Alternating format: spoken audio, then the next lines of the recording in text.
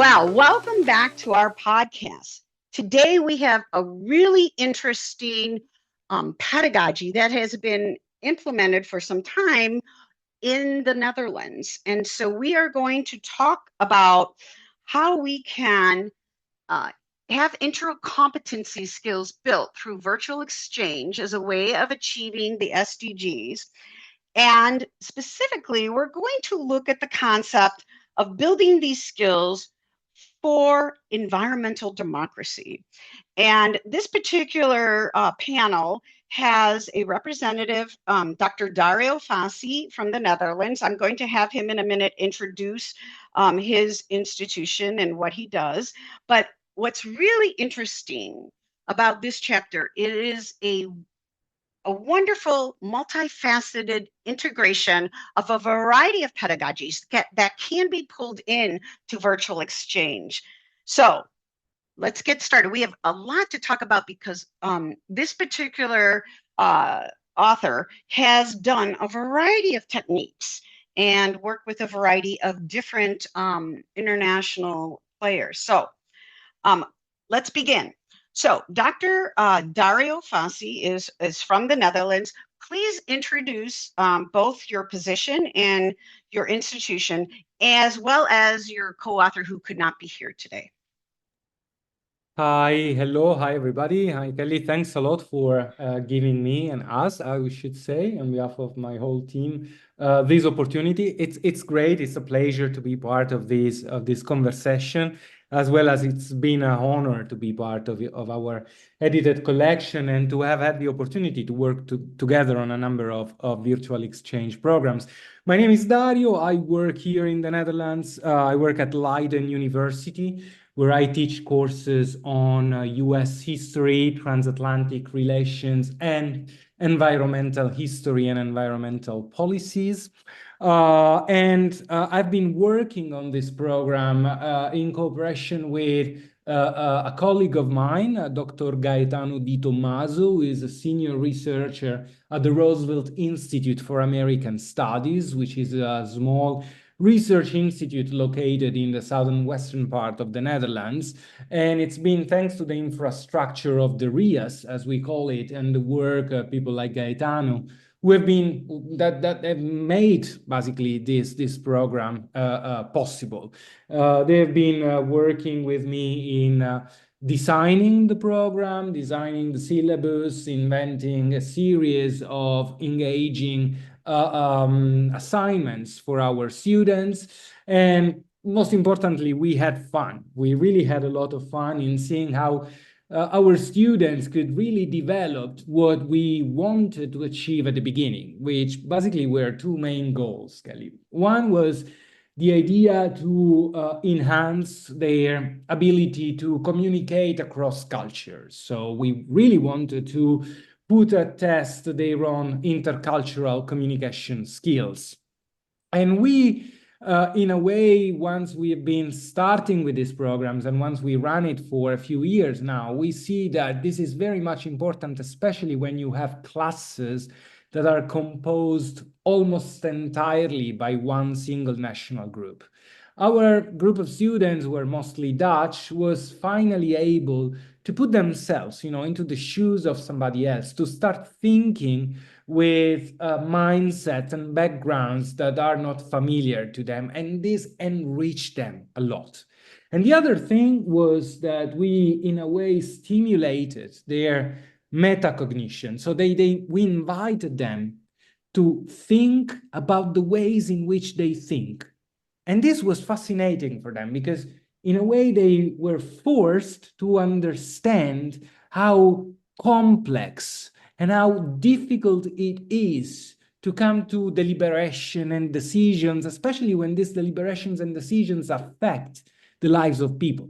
Sometimes activism, political deliberations are considered like a sort of routine things. But our students really understood that it takes courage, it takes knowledge, it takes time to understand complex issues, and this eventually pays off. So we were very glad that we had the opportunity to run these programs, and in a way, also the feedback that we got from our students confirmed that what we were doing was the right thing to do. Wonderful. Okay, we have many things to get to here because I want to give kind of the overall picture and then dive into some of the mechanics because you were very innovative in integrating a variety of tools into virtual exchange. So before we get into each tool, and I'm going to ask you about each one so that our listeners can hear what you did, I want to get to this concept of environmental democracy and how intercultural communication can help with this and how virtual exchange can help with this.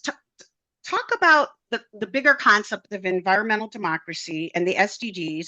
Specifically, you worked on coastal issues. And then I'm going to dive in and start asking you and picking apart the different things that you did and the different facets. Okay.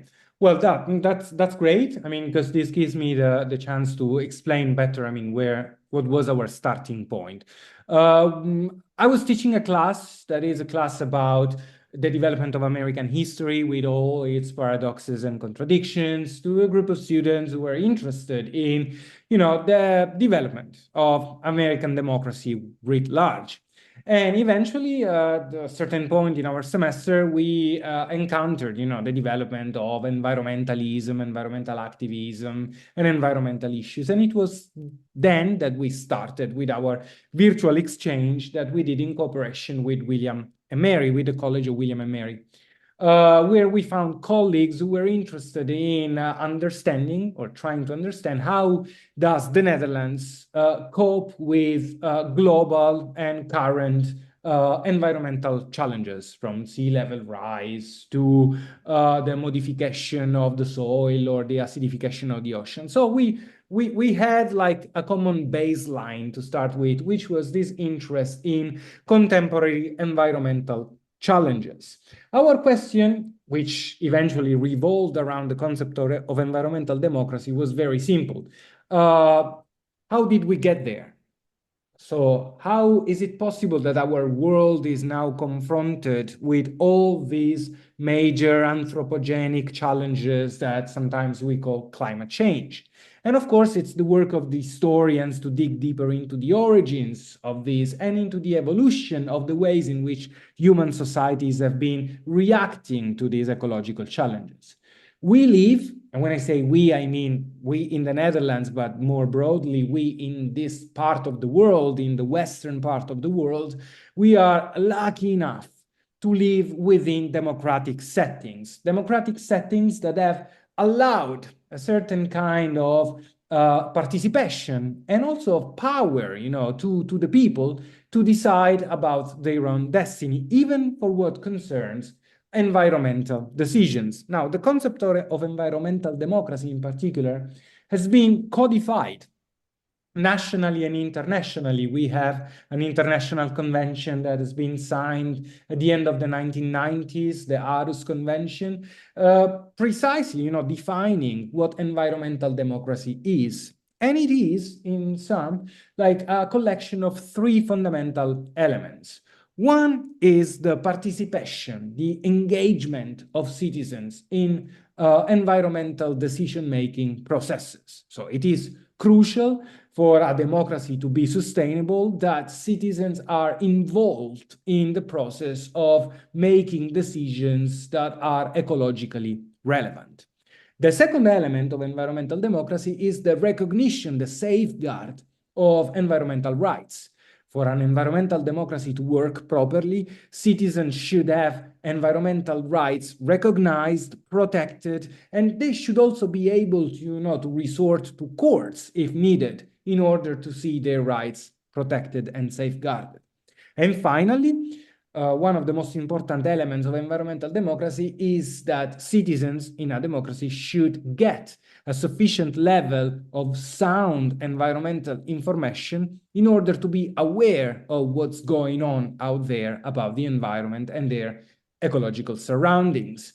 And it is this particular element that triggered our interest. We live in an era that is filled with misinformation, fake news, miscommunication, misunderstandings.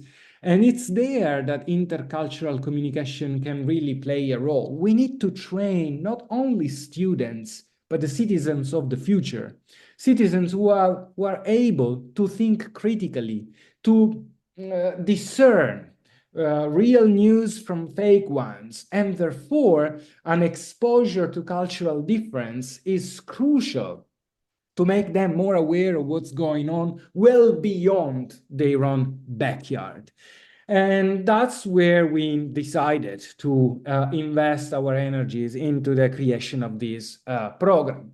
We asked our students, in other words, to invest in their own environmental education as citizens who will be taking part in the process of consolidating environmental democratic settings. And we did this with a series of assignments, which are the assignments and the activities that you were referring to before. Excellent. Yeah, this is so important as we prepare our learners for the workplace.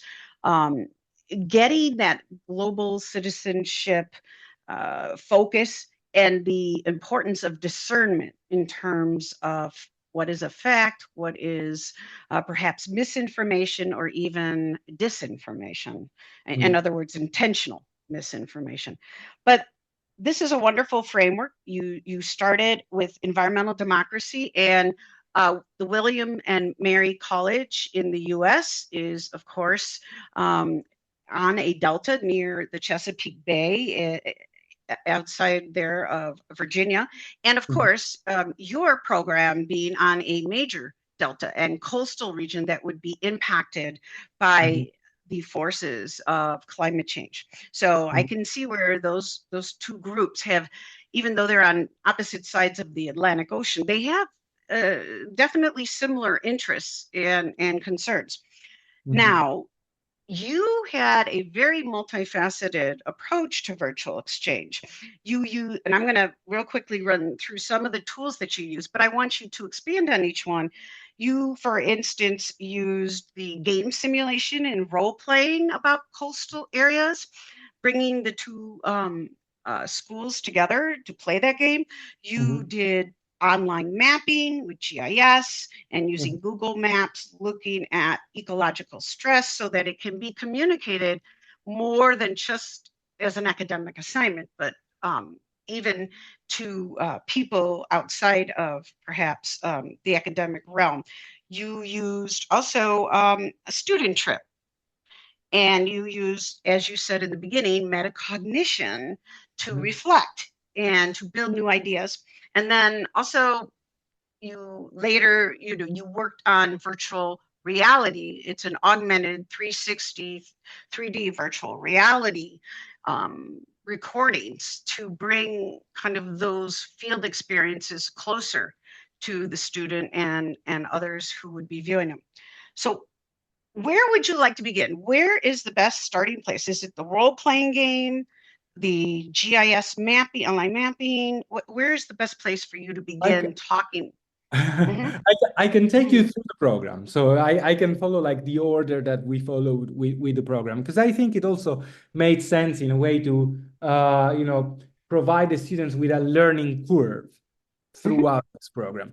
So you're right. I mean, we decided to focus on water and on issues that were affecting watery environments for a series of reasons. Well, first of all, because this is also a research interest that we have. Both me and Gaetano and I are working on exploring historically the ways in which the relationship between human institutions, human organizations, and bodies of water have been changing throughout contemporary history, and especially given, the rise of the United States as a world power. So this is our scientific interest. But we realized very soon that, well, of course, we live in a country, the Netherlands, where people have an existential relationship with water that is even more existential than what people have in other places. Because, I mean, here water is really everywhere. Water management is part and parcel of Dutch national identity, to the point that people even here, like, they elect their representatives in local water bodies. So it's something that is ingrained in the democratic machinery of this country. And then, as you were correctly pointing out, we were working with partners who are located in an area that is suffering from the same kind of ecological challenges that other deltas in the world are suffering from. You know, delta communities and delta environments are particularly exposed to the challenges of climate change. They are particularly vulnerable to the challenges of climate change. So we were interested in developing this sort of idea of letting our students explore the historical origins of these challenges and the contemporary socio-political responses to these challenges. So this is what we wanted to do. So we started asking our students what did they know about environmental democracy and about water issues in general. So we, in a way, used adroitly the water element of this course to break the ice with our students. And we asked at the very beginning to share a 1-minute story, a personal story with water. That could be, you know, a walk with a family on a beach, or, you know, an experience in the middle of a lake, of the oceans, or just the fact of, and we had this from our students, some of our students, of not having access to potable water for a while in a given place. So this, in a way, you know, helped us to move slowly toward the direction that we wanted to give to this course. And after this, we immediately engaged our students with, like, the notions, the functioning of environmental democracy. We gave very short lectures. We split the class into working groups so that they could do research. And then we gave them the instructions to simulate an environmental crisis that had to be solved in a democratic way. And this is like the environmental role play, the game that we played online. There was a watery environment. In our case, it was a river valley. The problem was that the river was being dried up by excessive consumption of water. So several interests had to be combined and had to be weighed against the other. We had students representing, for instance, a native tribe that was interested in the conservation of fisheries in this river. Then there were other students who were playing the role of water irrigators or urban planners or governmental authorities, local groups, environmental organizations. In some, we created a situation in which multiple interests had to be negotiated in order to find a suitable solution for this environmental crisis related concerning water resources. And from this game, what we got was that students really understood that, you know, the environment is a complex thing to be managed, to be regulated, even, you know, to find agreement upon. Then we let the students work on their own, mostly asynchronously. They got in touch, and this was incredible to see because, you know, even though we created an environment, an online environment that was accessible, students are way more inventive than we think. So they started creating private chats, private groups. They met each other at the most strange hours. They developed, you know, some good, like, friendship bonds also among them. Studied together. They did research on ecological challenges that were affecting both the region of Zeeland in the Netherlands and the Chesapeake Bay in Virginia. But we wanted them to focus on localities. So we didn't want them to, you know, work on how the state legislature of Virginia is dealing, for instance, with the pollution of the Elizabeth River. We wanted really them to think about the places that are facing the Elizabeth River and the kind of challenges that villages, towns, people are constantly coping with almost, you know, every day. So we invited them to do this by using maps, by working with GIS, combining data, and finding on Google Maps the localities, the places within these two regions that were mostly exposed and affected by ecological challenges. And the students, came out with ecological challenges that we haven't even thought about, like salt intrusion or the toxic contamination of a particular river or aquifer. And they also were interested, started developing an interest in the kind of strategies, mitigation or resilience strategies that people in these local communities were developing in order to cope with these ecological challenges. So, for instance, they came out with studies on how these communities are using salt-resistant crops to deal with salt intrusion in their ground, or the investment in wind farms in order to cope with rising levels of greenhouse gases, or how the difficult reconversion of post-industrial places has been matched with new investments for restoration of wildlife. It was amazing.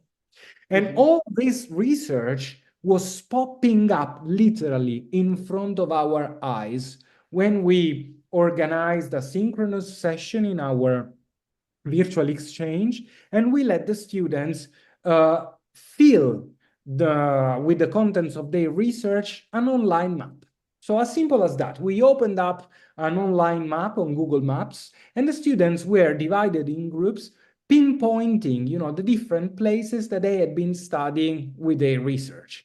And for every one of these pin, they were adding contents, the things that they had been reading, that they were writing about these places. And it was amazing because you could see all these pins, popping up live on our screen. And eventually they identified more than 190 different goodness.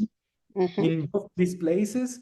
And each one of these locations had an incredible story, a story made of societal concerns, people's resistance, policy responses, conflicts, resilience, mitigation, adaptation. It was amazing. We learned a lot. So, and that was can I say, Yeah. so you combined the visual with as well as the analytical and informational, and Sure. integrated that, right? For others actually that could use this map, right? Yeah. The map, in fact, is online, is available to anybody who has the link. It was completely open source in this regard. In a way, we decided to use Google Maps as a tool because it was accessible, because it was stable. We had to work with more than 30 different connections on the same map at the same time. Excellent. So it was kind of a challenge, and it didn't require training. So our students could immediately, identify their places, pinpoint them, and add contents to it. Contents of any kind. They wrote stuff, so there was text. They added videos. They added photographs about these places. So and they worked with mixed groups. So there were like Dutch students analyzing, for instance, Tangier Island, which is an island that is literally sinking in the Chesapeake Bay, and they learned a lot about it. While American students were learning a lot about, for instance, the dike system that is keeping the Netherlands afloat, basically. So this was very interesting. And it was so interesting to see that the students were having fun in doing it, that we then created an extra session for the virtual exchange, where we asked our students to give a presentation about these places. So what we did was to invite them online again, and we just cherry picked a couple of these points that they had identified on the maps, and we asked them to give a short presentation, so to explain us and the rest of the class, the rest of the group, what was the story, the ecological challenge of the places that they were studying. And while they were speaking, we could move around these places by using Google Earth. So the rendering of it, the visual rendering, was very interesting because you had the voiceover of the students who was talking about these places, and in the meantime, Gaetano was walking around in these places using the tools that Google Maps gives you. Mm. And that was the moment in which we realized, okay, we can do more. We can even upscale this project. And that was the moment in which basically we decided to sacrifice our summer holidays to upscale this project. So once the program was ended, and it ended with a great opportunity that we had thanks to our cooperation with William and Mary, because after the virtual exchange ended online, we could meet in person with these Oh, students who came all the way to the Netherlands to discuss the best things of these programs, the things that we could improve, the things that they like to do, the things that they wanted to change. They gave us tips, they gave us feedback, and most importantly, they presented these programs to other students who then asked us to replicate it. So they were mm, our that's our best wonderful. supporters. Yeah, yeah, yeah, And yeah. that's the metacognition, kind of the Yeah, reflection that we do in global learning experiences. Yeah, and wonderful yeah. that you had the fun, that William and Mary College had the funding to bring the students to meet in person your That was amazing. students. That was amazing. Honestly, I mean, in an ideal world, everyone should have this kind of opportunity because Mhm. it's, I mean, I praise and I like a lot virtual exchanges because they are really accessible. All it takes is an internet connection, and it gives even students in the most remote corners of the world who have an internet connection the possibility to see how higher education is done somewhere else. And this is something that will let you grow intellectually and personally anyhow. But then if you can even do, if you can even give the personal touch to this, then, the experience is enhanced in an exponential way.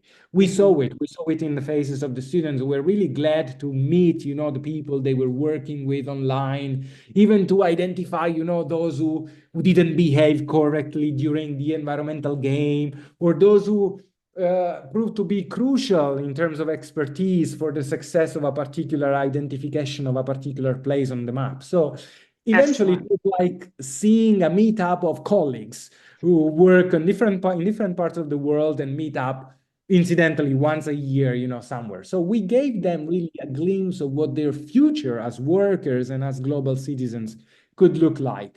And Oh, we were that is outstanding, Dario. I mean, that opportunity for your students and the William and Mary students, that's an outstanding, after working, as a team, to have then that ability to visit the other location.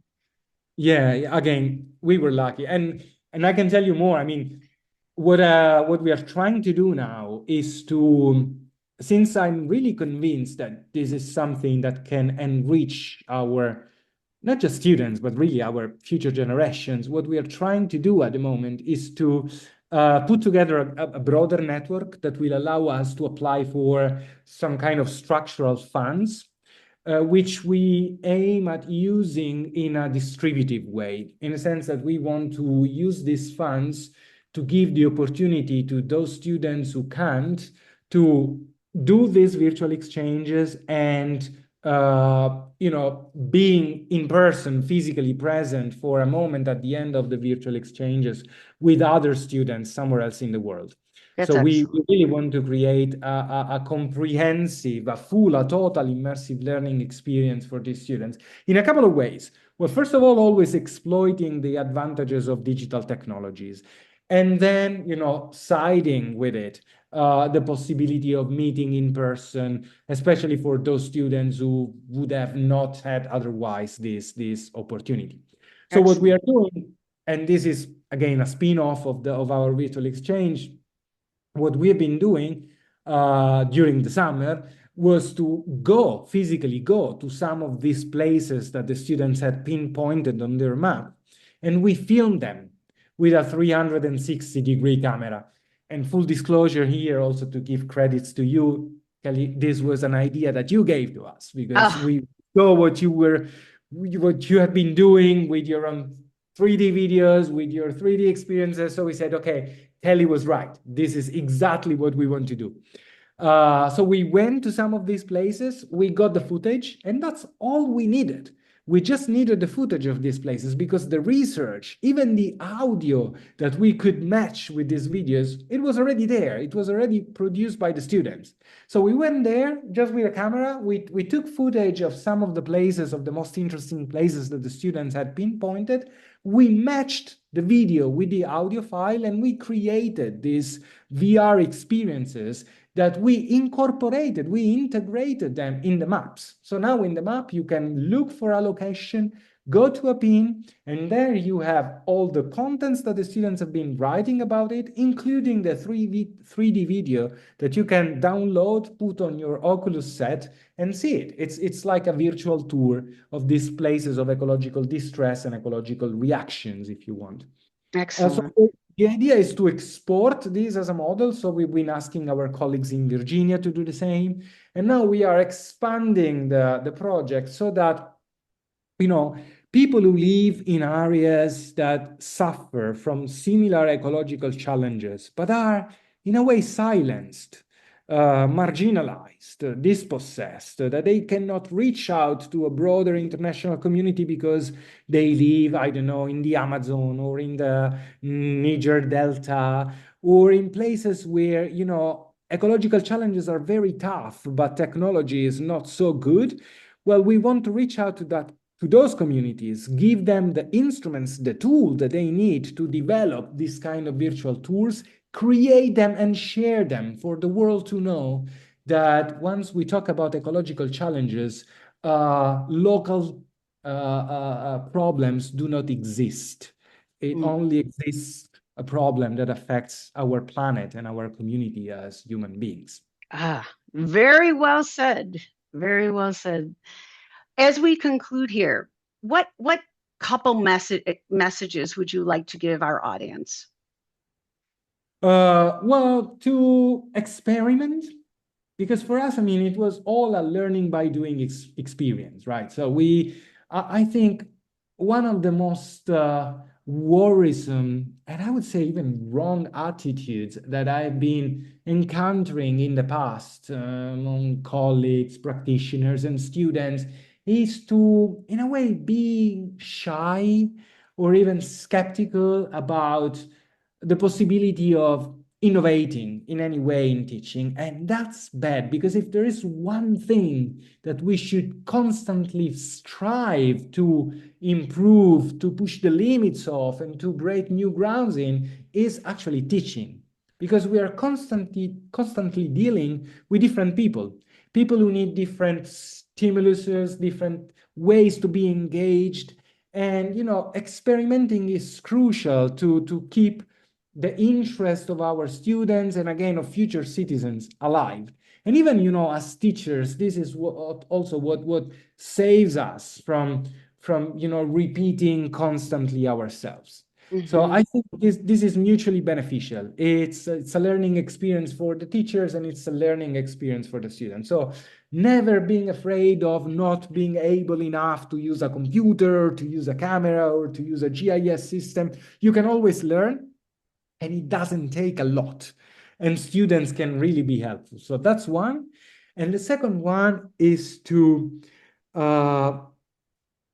this may be personal, and this may also be related to the fact that I am optimistic, but I think that one of the most important thing to do is to share knowledge, to share expertise, to share ideas, to never being, sometimes, as professors at the universities, as researchers, the system, the publishing system, or the system in which promotion works, forces us to be egoist, to be even jealous of what we do. This is my research, it's my field, it's my paper, it's my book. I don't want others to be part of it.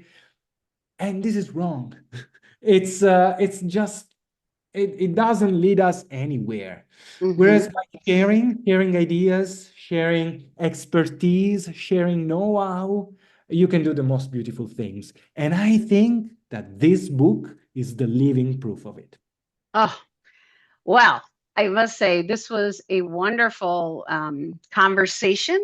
about the kinds of virtual exchanges and intercultural competencies that you have been implementing in the Netherlands. I look forward to hearing about your future endeavors and innovations.